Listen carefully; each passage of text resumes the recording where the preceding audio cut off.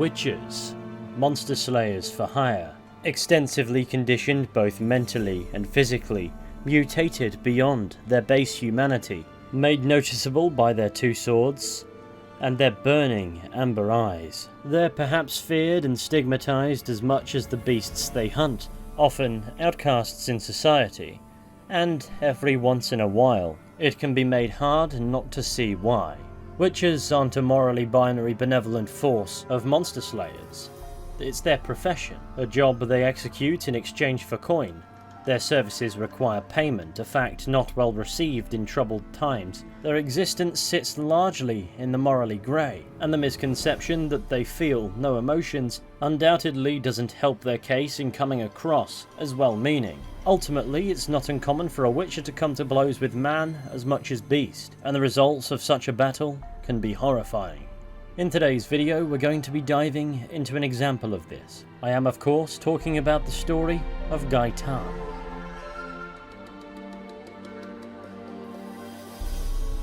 To begin this adventure, we first need to consult the notice board in Crow's Perch. It's here where we can happen upon the contract known as the Beast of Honorton, and it reads as follows.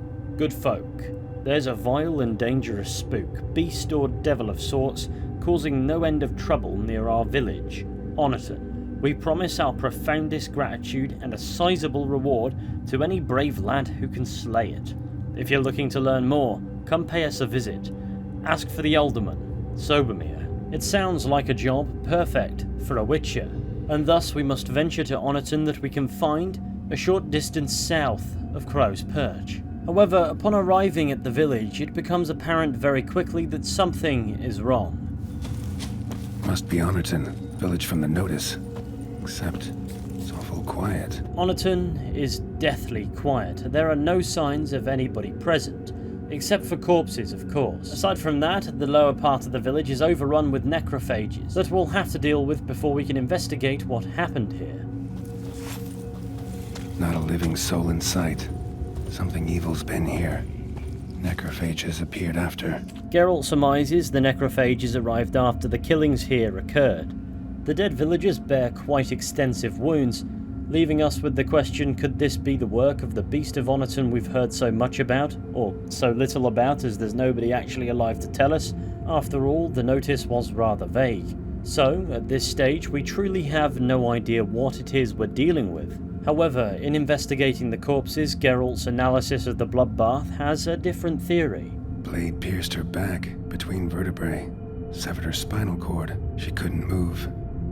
Bled to death. Gut sliced open. Probably died defending its owner. First cut severed the aorta. Second hit the femoral artery. He died quickly. Didn't put up a fight. Necrophages tore the body apart. Can't say what killed him, though. Sword wounds. Whatever or whoever killed these people did so with a sword and extreme precision.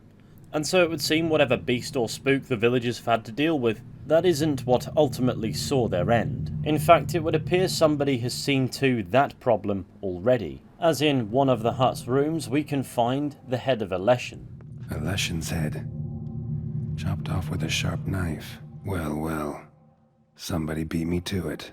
Now, it's highly unlikely such a beast would be slain by an amateur. According to the in-game bestiary, Leshens dwell in dense primeval woods, fiercely territorial creatures. They hunt with stealth and cunning as their only companions. They use their inborn magic to control the plants and animals within their territory, and so when stalking them, half the battle is merely getting near enough to strike. Leshens old enough to earn the appellation Ancient wield advanced skills and tactics that make them particularly dangerous. And so in a general sense, to get even close would take a particular kind of skill. Somebody who isn't us clearly possessed such an ability or such a fortune, and not only that, then decapitated the Beast of Honorton as a trophy to present as proof. It would seem therefore that another Witcher has passed through the area recently. Could he be responsible for this bloodbath? Perhaps this dilapidated barn in the village might yield more answers. Cuts. Shallow, but each hit an artery. Blade pierced internal organs. Bolt snapped in half. Blood. Mixed with something. Smell. Alcohol, earthball, and wolfsbane. A potion. This blood didn't come from a peasant. Arm severed above the elbow, with one blow. Pitchfork. Dangerous weapon at close quarters. It appears where possible, the villagers used whatever weapons they could get their hands on. Despite them being put to the sword, it seems most of them aren't too far from something that could be utilised as a weapon, even if it wasn't its strict intended purpose. Furthermore, Geralt's detection of a potion in some blood would certainly make the theory that a witcher has been by recently more credible. However, for the time being, in the barn we can find what we can only assume was the Elderman. Imperial mustache, plump cheeks, important man. Cause of death, stab wound. Blade between the ribs, straight to the heart. Holding something. Silver chain, snapped, ripped it off someone. Shit. Stop! It would seem there's a survivor running around, a child. No doubt she's frightened, as she appears to be the only one who survived. However, if anybody can confirm our theory, it's going to be her. Don't worry. I'm not going to hurt you. Calm down. Just want to talk to you. Leave me be! Killer! Murderer! I got it wrong. I'm... Cat eyes! Same as him! That's 'cause I'm a witcher. I kill monsters. Said the same, that and you see what he done? Did he have 2 swords on his back? Not telling you nothing. Go away. This doll yours, maybe? It is? He got a name? Master Freckleface. Pretty. Give him to me. Please. Doubt Master Freckleface would be much help on the path, so... Here. Now, think you could tell me what happened here? I need to know. All woods. They was haunted. Some spook. Uncle Silvermere said we best fetch a witcher. So one came. Looked lots like you, but there were evil in his eyes.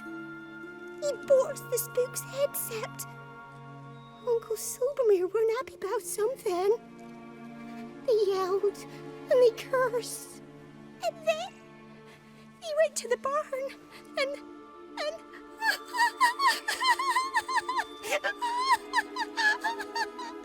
And what?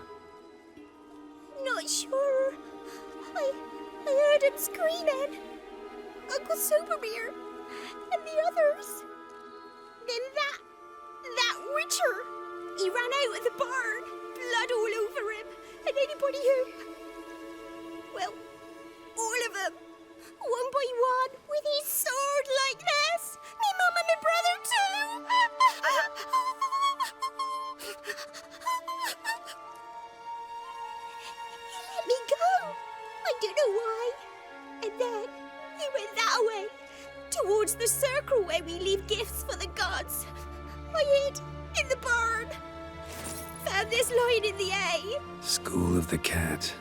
Thanks. You've been a big help. What'll you do? Got any family around here? Me auntie lives in Honorton. I'll take you to her. But first I gotta see to this bad man.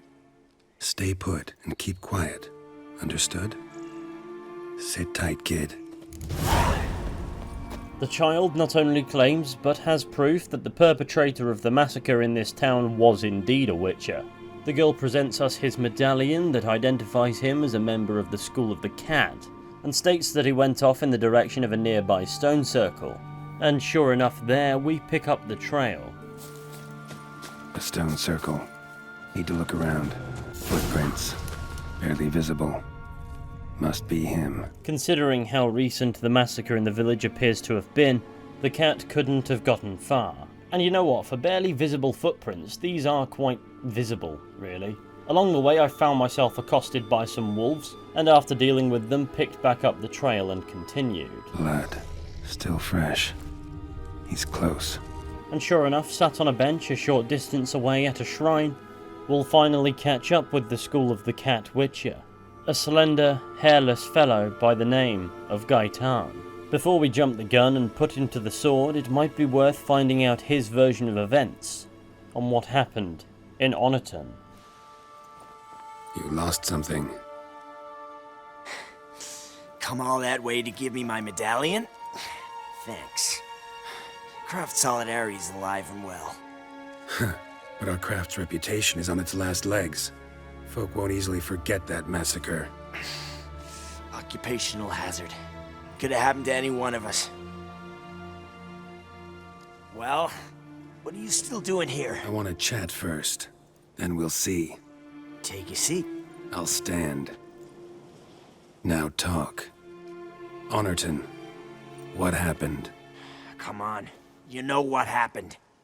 Know what they wanted to pay me for the lesson? Go on, guess. Not in the mood for guessing games. I knew you were no fun the minute I saw you. 12. Understand, pal? 12 fucking crowns. Barely covers my potion ingredients. What had you agreed to? That several times over. But when it came time to pay up, you know the routine. Oh, good sir, me young'uns are starving. There's a war on. Gods have mercy. Show some pity. Rings a bell, but that's no reason to kill. I'm not finished. I told them I wouldn't show pity. That if I didn't see gold, they'd wish they had the lesson back. They got these grim looks. Then the alderman spoke. Calm now, Master Witcher. Me and the lads, we hid some gold in the barn, so's the Baron's men wouldn't take it. Come, you'll get your coin right quick. I fell for it, like a fool. One of them chattered on while another jabbed me in the back with a pitchfork. How the hell did you survive that? Pitchfork wounds are bad. Know that all too well. I turned at the last instant. Prongs went in shallow, at an angle. Missed my lungs. I admit, I lost my temper. Lost it bad. I'm used to shit bounties, to the cheating, to them begging me for help and then spitting as I pass. But murder me? Just to save a few crowns? I'm supposed to protect Horsons like that? So I drew steel, and didn't sheathe it till the ground was slick with blood. The girl. Why'd you spare her? 'Cause... it doesn't matter. Wouldn't have asked if it didn't. Talk. Reminded me of my sister. How I remember her from... just before they took me away to the School of the Cat. How is she now? Died about 10 years ago. Of old age. Well, we've had our little heart-to-heart. Witcher to Witcher. What now? Now we have the choice to do one of two things. Either not pass judgment on the fellow Witcher, or kill him for massacring Honorton. For the time being, let's go the justice route. A lot of innocents died in that village. Yeah, they did. My fucking bad. Got carried away. Not the first time either, right? Wanna kill me, Wolf? Fine. Draw your blade. But don't force me to confess. Stand and fight. Wow. So that chat, what the hell was the point? I give folk a chance to defend themselves, unlike you. Awful chivalrous. A regular defender of the downtrodden. So mind if I have a dose to swallow? Come on, I'm injured. It'll even the odds a bit. Fine. Drink. Much appreciated. Behold, a Witcher with honor. And no brains! Despite his dirty tactics, Gaetan is no match for Geralt's sword and the uranium-235 that appears to be imbued within it, The soil lie light upon you. and we come away with a sense of having served justice. The idea that Gaetan got carried away is certainly an understatement. He massacred the entire village, even those who didn't put up a fight against him. He claimed to have lost his temper and slaughtered the village in a flurry of rage, But considering the deceased are scattered across the village from end to end, it's obviously a bit more than self-defense. He was actively seeking them out and putting them to the sword, some of whom were hiding in their homes. If this is the extent of Gaetan's rage following being betrayed by a handful of men from the village, then who's to say an incident such as this wouldn't happen again if we let him live? There is a flip side to this argument, but for the time being, let's escort the child to her living relative. You're back! I thought you'd not return. That he'd hurt you too. I'm fine. And he won't hurt anyone ever again. So you'll take me to my auntie's? It's awful here. Sure thing. Let's go. Think I could ride on your shoulders?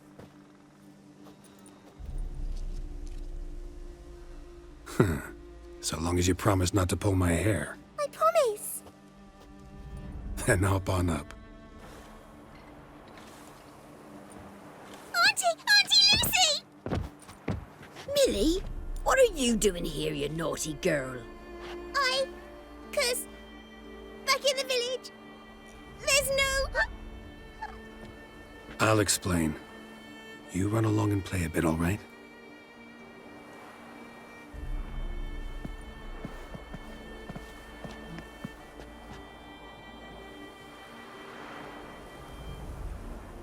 There was a massacre in Honorton. No survivors.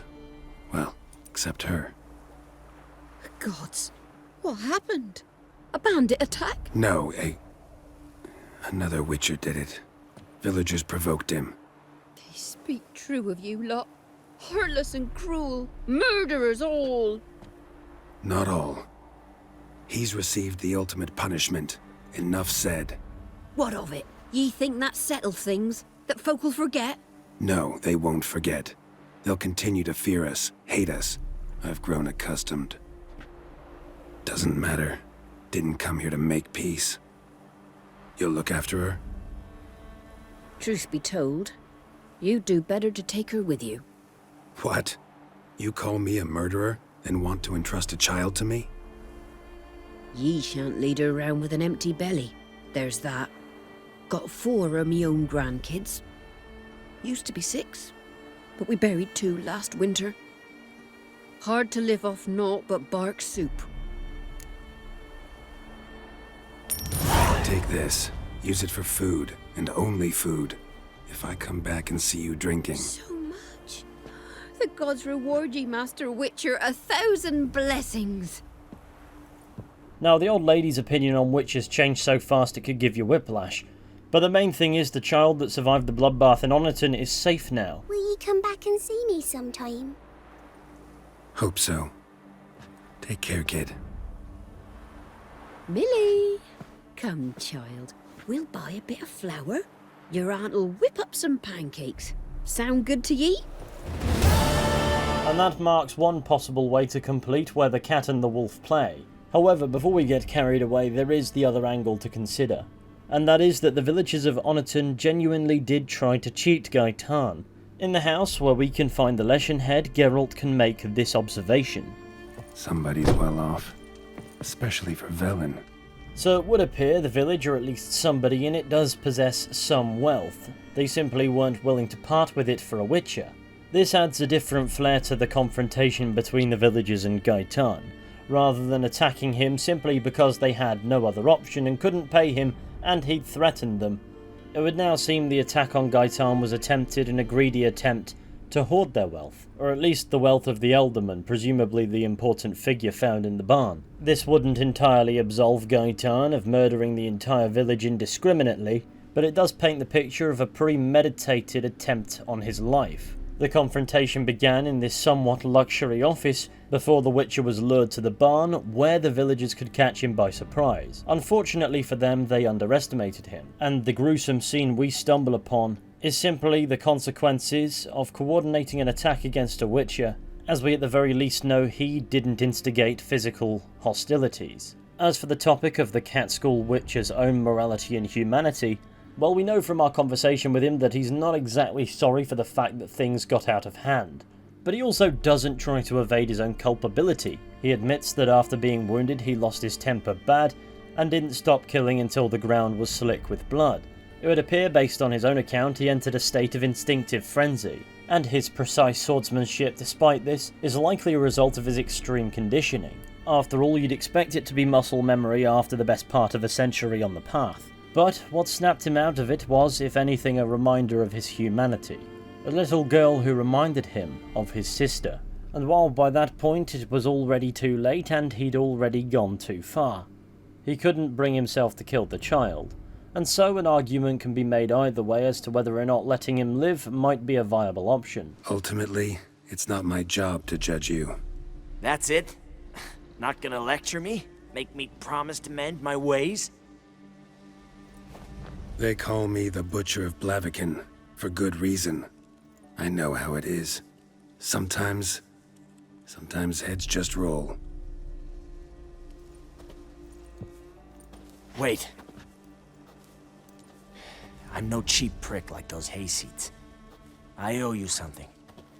Here, directions to my stash. Take what you want. Thanks. No, thank you. Good luck on the path, Wolf. Should we spare his life, we'll never see him again, and he'll give us directions to his stash as a reward. And it's in this quest, titled Take What You Want, where things take a bit of an interesting turn. Now, it should be said that if you dart straight for his stash after doing this like I did, you'll instantly fail the previous quest because the little girl is abandoned. But that's unimportant. Upon our arrival at the School of the Cat Witch's stash, we'll encounter some bandits that'll need a swift beheading, and once that has been adequately seen to, we can make our way into Gaetan's little hiding spot. Must be the hideout. Let's see what School of the Cat Witches stash away. Clambering into a dinky mineshaft, we can find the following letter in a chest. Gaetan. It's over. Soldiers have taken the school. They killed Axel and Cedric. As for Schrodinger, well, I can't say for sure. Might be alive, might be dead. Oh Christ, that's so dumb. Bounties have been put on your head and mine. Avoid cities and the high roads. Don't attract any attention. Joel. So it would seem cat school witches are being hunted, no doubt a stressor of some description, but aside from a terrible, and by that I mean brilliant, Schrodinger's cat joke, it doesn't really tell us a right lot. In this chest we can also acquire the sword Tiger, which is well worth getting, but the status of most fascinating detail of all has to go to the trophies adorning the walls, chiefly because Geralt will make the following observation. Foglet, Ghoul, Gravehag. Wonder why he didn't turn in these trophies. Maybe they tried to cheat him then too. And the insinuation appears to be that these situations have happened to the cat before. It's unclear if this implies more massacres like that in Honorton, but if you recall, Geralt does suggest that possibility in the confrontation with Gaetan from earlier. Not the first time either, right? Wanna kill me, Wolf? Fine. Draw your blade. Don't force me to confess. It's not exactly evidence that more villages have suffered his wrath, it's conjecture at best, but it is certainly food for thought. And if you chose to spare him, now you'll have to live with an entire playthrough not knowing what he went on to do next. Does this mean he's unpredictable and bloodthirsty, or he's just incredibly unlucky with contracts and constantly gets stiffed? Who knows, and perhaps it's best not to. As Geralt of Rivia himself puts it, sometimes heads just roll. And he himself has had to resort to demonstrating ferocity against humans in the past, only for it to come across as a butchering to a third party. I think the point made is we're not to know who's right and who's wrong in this scenario, as we didn't actually see what happened. We can only conclude it was ugly business, and in letting him go we don't absolve him, we just refuse to judge him. Whether that's the right choice or not, I'd love to hear your opinions. But with that, today's video reaches its conclusion. Thank you for watching, I really hope you enjoyed. If you did, be sure to go ahead, leave a like, subscribe, share the channel with your friends, all that wonderful stuff. It would of course be massively appreciated, only if you want to of course. Maybe while you're at it, check out some of my social media, but again, completely up to you. And with any luck, I'll be seeing you all very soon with another video at some point. But until next time, take care and goodbye.